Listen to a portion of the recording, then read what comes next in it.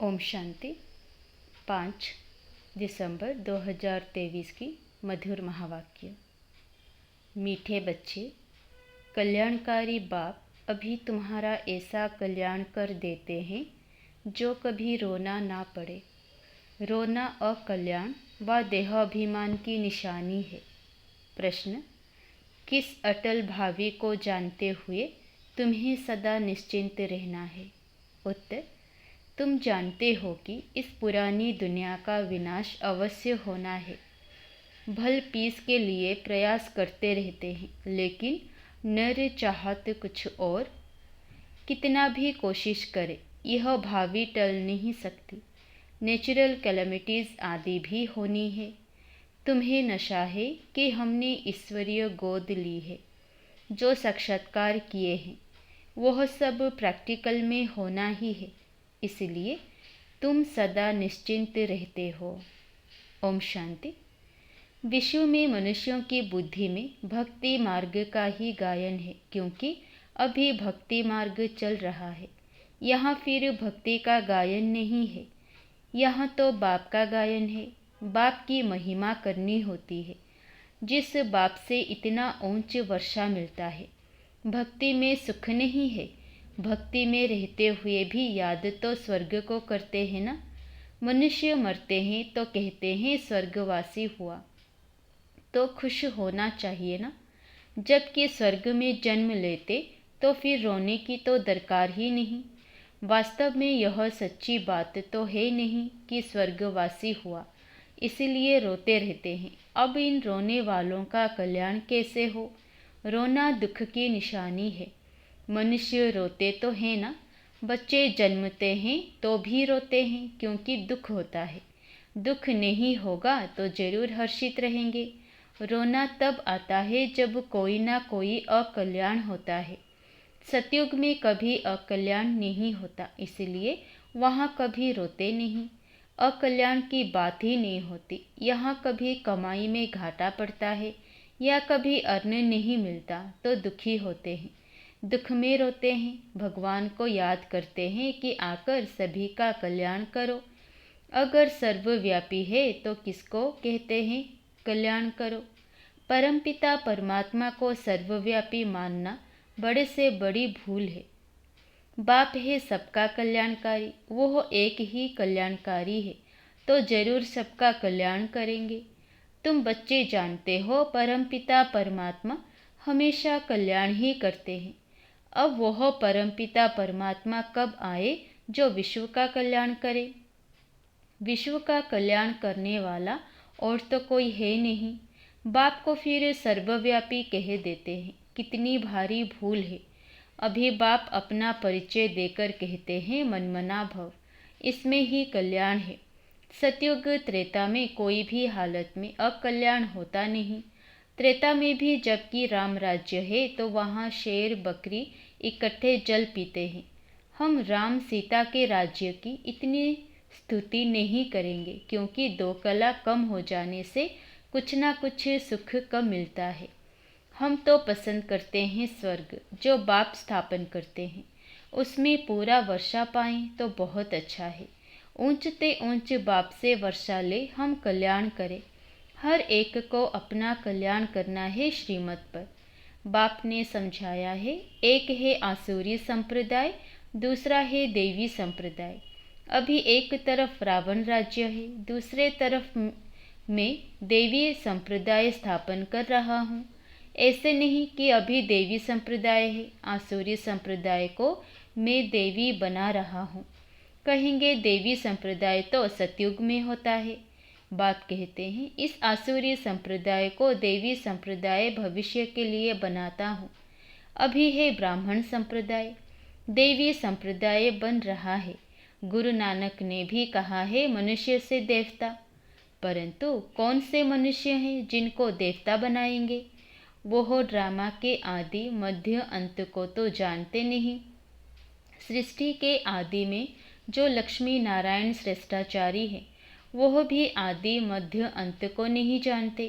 त्रिकालदर्शी नहीं है। आगे जन्म में त्रिकालदर्शी थे, स्वदर्शन चक्रधारी थे, तब यह राज्य पद पाया है। उन्होंने फिर स्वदर्शन चक्र दे दिया है विष्णु को। तो यह भी समझाना है कि स्वदर्शन चक्रधारी ब्राह्मण है तो मनुष्य आश्चर्य खाएंगे। वह तो श्री कृष्ण को भी कह देते, विष्णु को भी कह देते। यह तो जानते नहीं कि विष्णु के 2 रूप लक्ष्मी नारायण हैं। हम भी नहीं जानते थे। मनुष्य तो हर बात में कह देते हैं भावी।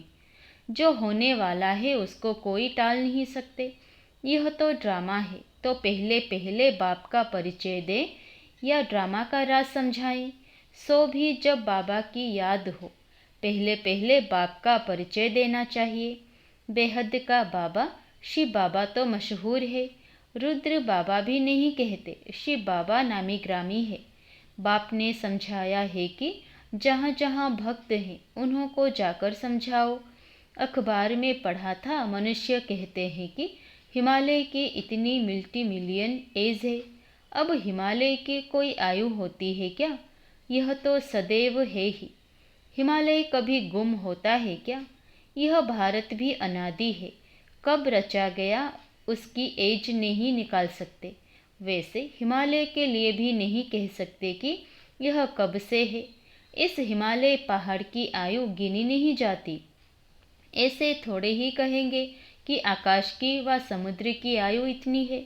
हिमालय की आयु कहते हैं तो समुद्र की भी बताएं। कुछ भी जानते नहीं। यहाँ तो तुमको बाप से वर्षा पाना है। यह है ईश्वरीय फैमिली। तुम जानते हो बाप का बनने से स्वर्ग के मालिक बनते हैं। एक राजा जनक की बात नहीं। जीवन मुक्ति में अथवा राम राज्य में तो बहुत होंगे ना। सबको जीवन मुक्ति मिली होगी। तुम सेकंड में मुक्ति जीवन मुक्ति पाने के पुरुषार्थी हो। बच्चा बने हो, मम्मा बाबा कहते हो, जीवन मुक्ति तो मिलेगी ना। समझ सकते हैं प्रजा तो ढेर की ढेर बनती जाती है। दिन प्रतिदिन भाव तो निकलना है ना। यह धर्म की स्थापना करना बड़ी मेहनत है। वह तो ऊपर से आकर स्थापना करते हैं, उनके पिछाड़ी ऊपर से आते जाते हैं। यहाँ तो एक एक को राज्य भाग्य पाने का लायक बनाना पड़ता है। लायक बनाना बाप का काम है। जो मुक्ति जीवन मुक्ति के लायक थे, सबको माया ने नालायक बना दिया है। 5 तत्व भी नालायक बने हैं। फिर लायक बनाने वाला बाप है। तुम्हारा अभी सेकंड सेकंड जो पुरुषार्थ चलता है, समझते हैं कल्प पहले भी फलाने ऐसा ही पुरुषार्थ किया था। कोई आश्चर्यवत भागंती हो जाते हैं, फारकती दे देते हैं, प्रैक्टिकल देखते रहते हैं। यह भी समझते हैं विनाश सामने खड़ा है। ड्रामा अनुसार सबको एक्ट में आना है। नर चाहते कुछ और, वह चाहते हैं पीस हो, परंतु भावी को तुम बच्चे जानते हो। तुमने साक्षात्कार किया है। वह भल कितना भी माथा मारे कि विनाश ना हो, परंतु यह भावी टल नहीं सकती। अर्थक्वेक, नेचुरल कैलेमिटीज होंगी, वह क्या कर सकते? कहेंगे यह तो गॉड का काम है। तुम्हारे में भी बहुत थोड़े हैं जिनको इतना नशा चढ़ता है और याद में रहते हैं। सब तो परिपूर्ण नहीं बने हैं। तुम जानते हो यह भावी टलने की नहीं है। अन्न नहीं है, मनुष्यों के रहने के लिए जगह नहीं है। 3 पैर पृथ्वी के नहीं मिलते। तुम्हारा यह है ईश्वरीय परिवार, मात पिता और बच्चे। बाप कहते हैं मैं बच्चों के आगे ही प्रत्यक्ष होता हूँ, बच्चों को सिखाता हूँ। बच्चे भी कहते हैं हम बाप की मत पर चलते हैं। बाप भी कहते हैं मैं बच्चों के ही सम्मुख आकर मत देता हूँ। बच्चे ही समझेंगे, नहीं समझते हैं तो छोड़ो। लड़ने की कोई बात नहीं। हम परिचय देते हैं बाप का। बाप कहते हैं मुझे याद करो तो विकर्म विनाश होंगे, और स्वदर्शन चक्र को याद करो तो चक्रवर्ती राजा बनेंगे। मनमना भव, मध्याजी भव का अर्थ भी यह है। बाप का परिचय दो जिससे क्रिएटर और क्रिएशन का राज तो समझ जाएं। मुख्य यह एक ही बात है। गीता में मुख्य यह एक ही भूल है। बाप कहते हैं मुझ कल्याणकारी को ही आकर कल्याण करना है। बाकी शास्त्रों से कल्याण हो नहीं सकता। पहले तो सिद्ध करना है कि भगवान एक है। उनको तुम याद करते हो परंतु जानते नहीं हो। बाप को याद करना है तो परिचय भी चाहिए ना। वो कहाँ रहते हैं, आते हैं व नहीं। बाप वर्षा तो जरूर यहाँ के लिए देंगे या वहाँ के लिए देंगे। बाप तो सम्मुख चाहिए। शिवरात्रि भी मनाते हो। शिव तो सुप्रीम फादर है सब आत्माओं का। वह रचता है, नई नॉलेज देते हैं। सृष्टि चक्र के आदि मध्य अंत को वह जानते हैं। वह है ऊंचे से ऊंचा टीचर जो मनुष्य को देवता बनाते हैं, राजयोग सिखलाते हैं। मनुष्य कभी राजयोग सिखला ना सके, हमको भी उसने सिखलाया तब हम सिखलाते हैं। गीता में भी शुरुआत में और अंत में मनमना भव और मध्याजी भव कहा है। झाड़ और ड्रामा का नॉलेज भी बुद्धि में रहता है, डिटेल में समझाना पड़ता है। रिजल्ट में फिर भी एक बात आती है, बाप और वर्षे को याद करना है। यहाँ तो एक ही बात है, हम विश्व के मालिक बनेंगे। विश्व का कल्याणकारी ही विश्व का मालिक बनाते हैं।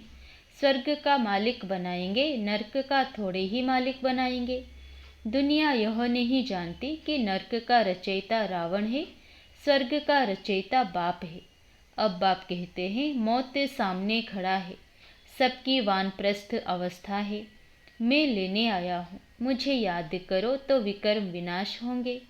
आत्मा मैली से शुद्ध हो जाएगी, फिर तुमको स्वर्ग में भेज देंगे।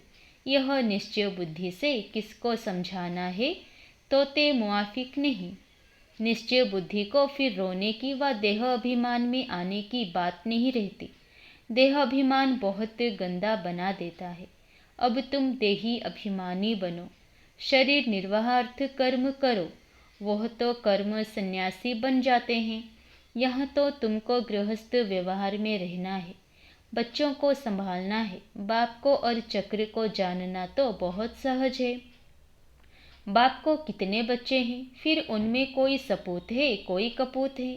नाम बदनाम करते हैं, काला मुंह कर देते हैं। बाप कहते हैं, काला मुंह नहीं करो। बच्चा बन और फिर काला मुंह करते हो, कुल कलंकित बनते हो। इस काम चिता से तुम सांवरे बने हो। काम चिता पर थोड़े ही जल मरना है, हल्का नशा भी नहीं होना चाहिए। सन्यासी आदि अपने फॉलोअर्स को ऐसे थोड़े ही कहेंगे, वह रियलिटी में नहीं है। बाप तो सबको सच्ची बातें समझाते हैं। बाप कहते हैं, मुझे याद करो, तुमने गारंटी की है बाबा, आपकी मत पर चल हम स्वर्गवासी बनेंगे। बाप कहते हैं, बच्चे फिर विषय गटर में गिरने का ख्याल क्यों करते हो। तुम बच्चियां जब ऐसी मुरली चलाओ तो कहेंगे, ऐसा ज्ञान तो हमने कभी नहीं सुना। मंदिर के हेड्स को पकड़ना चाहिए, चित्र ले जाना चाहिए। यह त्रिमूर्ति झाड़ दिलवाले के ही चित्र हैं। ऊपर में देवी झाड़ खड़ा है, बाकी देवी झाड़ जो पास्ट हो गया वह दिखाते हैं। ऐसी सर्विस कोई करके दिखाए तब बाबा महिमा करे। इसने तो कमाल की है, जैसे बाबा रमेश की महिमा करते हैं। प्रदर्शनी विहंग मार्ग की सर्विस का नमूना अच्छा निकाला है। यहाँ भी प्रदर्शनी करेंगे। चित्र तो बहुत अच्छे हैं। अब देखो, दिल्ली में जो रिलीजियस कॉन्फ्रेंस होती है वह भी कहते हैं वननेस हो, उसका तो अर्थ ही नहीं। बाप एक है, बाकी है भाई बहन। बाप से वर्षा मिलने की बात है, आपस में मिल क्षीरखंड कैसे होंगे, यह बातें समझने की है। प्रदर्शनी की वृद्धि लिए युक्ति रचनी है। जो सर्विस का सबूत नहीं दिखाते उनको तो लज्जा आनी चाहिए। अगर 10 नए आए और 8-10 मर गए तो इससे फायदा क्या हुआ। अच्छा, मीठे मीठे सिकिलधे बच्चों प्रति माता पिता बाप दादा का याद प्यार और गुड मॉर्निंग। रूहानी बाप की रूहानी बच्चों को नमस्ते।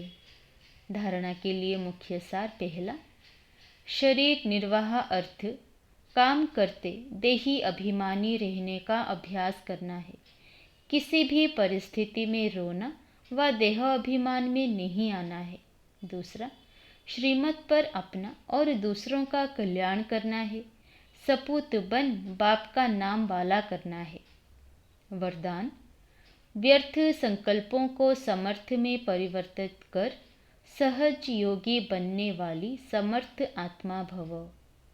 व्यर्थ संकल्पों को समर्थ में परिवर्तित कर सहज योगी बनने वाली समर्थ आत्मा भव।